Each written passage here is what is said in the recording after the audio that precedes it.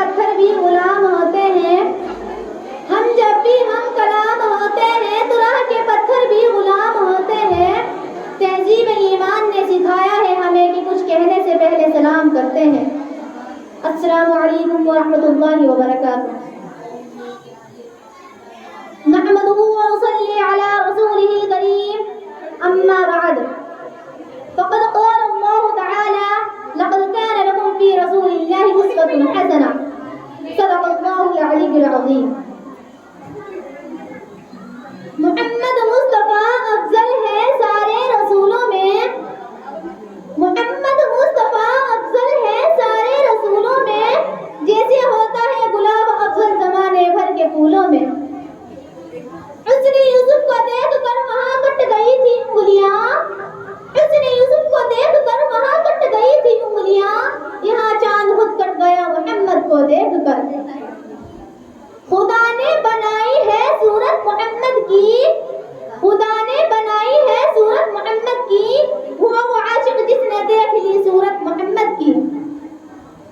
جمال حسن یوسف پر فقط عاشق زلیخا تھی، جمال حسن یوسف پر فقط عاشق زلیخا تھی، خدا خود جس پہ عاشق ہو وہ ہے صورت محمد کی۔ میری پیاری ماں اور بہنوں، میرا اور آپ سبھی حاضرین کا اور تمام مسلمانوں کا حضور نور صلی اللہ علیہ وسلم سے انتہائی والہانہ تعلق ہے، اور یہ تعلق و محبت ہی ہماری زندگی کا سرچشمہ اور ہمارے درد کا دمہ ہے۔ اسی لیے اس نورانی محفل میں رحمت للعالمین کا تذکرہ کر کے ان کے گوشہ چینوں اور عقیدت مندوں میں شامل ہونا چاہتی ہوں۔ شاید کہ ابر رحمت اور صحابہ اکرام کے چھیٹے اس خزاں رسیدہ چمن کو باد بہار عطا کر دیں، جس سے ایمانی افکار اور اخلاقی قدروں کے پھول کھل جائیں۔ ورنہ میری کیا مجال کہ میں انسان آدم محسن انسانیت اللہ کے حبیب محمد صلی اللہ علیہ وسلم کی حیات طیبہ پر روشنی ڈال سکوں۔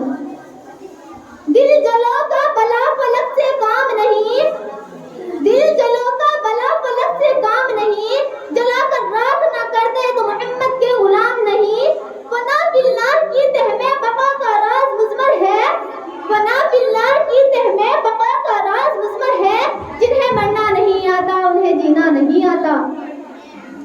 میری پیاری ماں اور بہنوں، یہ تو وہ موضوع ہے جس کو بیان کیا جائے، ساری دنیا کے درختوں کو قلم بنا دیا جائے، ساری دنیا کے سمندروں کو روشنائی بنا دیا جائے، زمین سے لے کر آسمان تک خلا کے حصے کو راکھ بنا دیا جائے، تو پھر یہ بھی تو گمان کیا جا سکتا ہے کہ دنیا کے سارے قلم ٹوٹ جائیں، زمین سے لے کر آسمان تک خلا کر حصہ پر ہو جائے، مگر سیرت مصطفیٰ کا ایک باب بھی پورا نہ ہوگا۔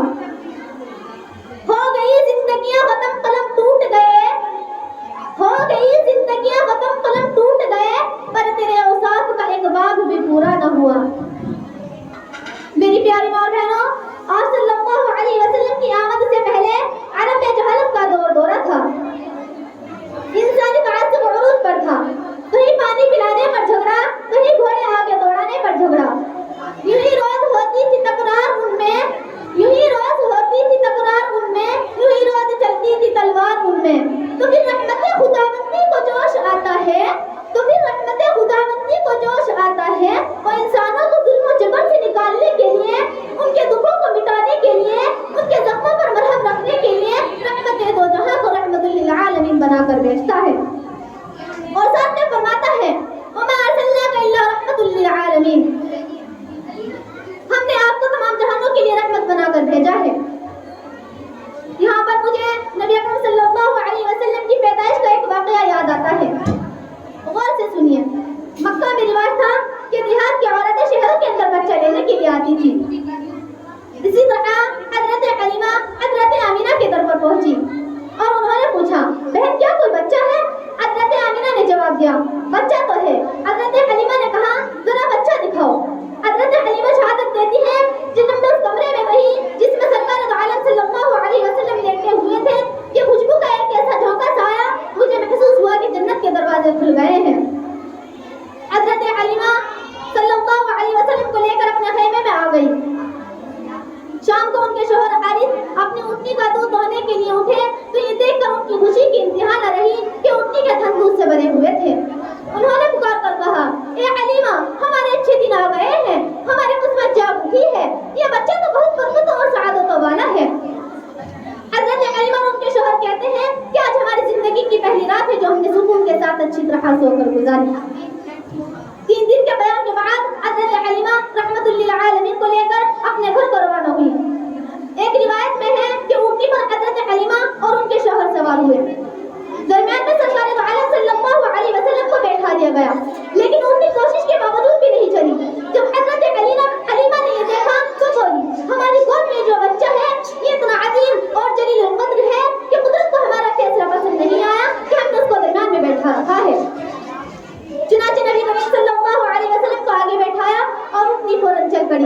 پہلے اونٹنی سست رفتار تھی، اب تیز رفتار ہو گئی۔ ایک روایت کے مطابق حضرت حلیمہ کی اونٹنی نے مکہ کی گلیوں کا چکر لگایا اور جو ہی کعبۃ اللہ کے سامنے پہنچی اس نے 3 سجدے کیے۔ حضرت حلیمہ کی ہمجولیاں بچے لے کر بہت پہلے چل چکی تھی۔ جب انہوں عورتوں نے اپنے پیچھے تیز رفتار اونٹنی کا تو ہو کر دو غبار دیکھا تو پریشان ہو گئی۔ جب حضرت حلیمہ ان کے قریب پہنچی تو پوچھا، اے حلیمہ کیا سواری بدلی؟ فرمایا، سواری نہیں سوار بدلا ہے۔ یہ دونوں جہاں کا ایسا شہ سوار تھا کہ جس سواری پر بیٹھا وہ سواری فضیلت پا گئی۔ قحط اور خشک سالی کی وجہ سے حضرت حلیمہ کا سارا علاقہ بنجر ہو گیا تھا۔ جانور لاون اور کمزور ہو گئے تھے۔ اونٹنیوں کا دودھ خشک ہو چکا تھا، لیکن نبی آخر الزمان کے آنے کی برکت سے حضرت حلیمہ کی زمینیں شاداب ہو گئی۔ بارش اور پانی کے بغیر گھاس اگنے لگی۔ حضرت حلیمہ کی بکریوں کو شام کو گھر آنے کے وقت ان کے تھنوں سے دودھ ٹپکنے لگا۔ سبحان اللہ، کیا شاندار قسمت ہے حلیمہ کی۔ کسی شاعر نے کیا خوب کہا ہے، محمد کی کہلائی مادر حلیمہ، محمد کی کہلائی مادر حلیمہ، تیری شان اللہ اکبر حلیمہ، تیری بکریوں کو وہ پانی پلائے جو ہے ساقی آب کوثر حلیمہ۔ آخر میں آپ سے یہی کہنا چاہوں گی کہ میرے نبی بولنے میں سب سے زیادہ شفیق تھے، میرے نبی جرأت میں سب سے زیادہ قوی تھے، میرے نبی سخاوت میں سب سے زیادہ سخی تھے۔ وہ ہمیشہ سچ بولنے والے لوگوں کا ساتھ دیتے تھے، وہ لوگوں کی مدد کیا کرتے تھے، اور جو میرے نبی کو دیکھتا تھا نا وہ میرے نبی کا محبوب ہو جاتا تھا۔ کہ اب میری نگاہوں میں ججتا نہیں کوئی، کہ اب میری نگاہوں میں ججتا نہیں کوئی، جیسے تھے میرے سرکار ویسا نہیں کوئی، تم سا عزیز تو آنکھ میں دیکھا نہیں کوئی، یہ شان لطافت ہے کہ سایہ نہیں کوئی۔ اے جرم نظر دیکھ مگر دیکھ ادب سے، اے جرم نظر دیکھ مگر دیکھ ادب سے، سرکار کا جلوہ ہے تماشا نہیں کوئی۔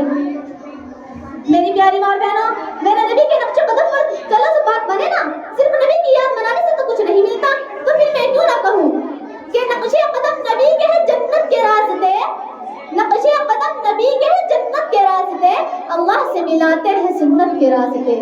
وما علینا الا البلاغ۔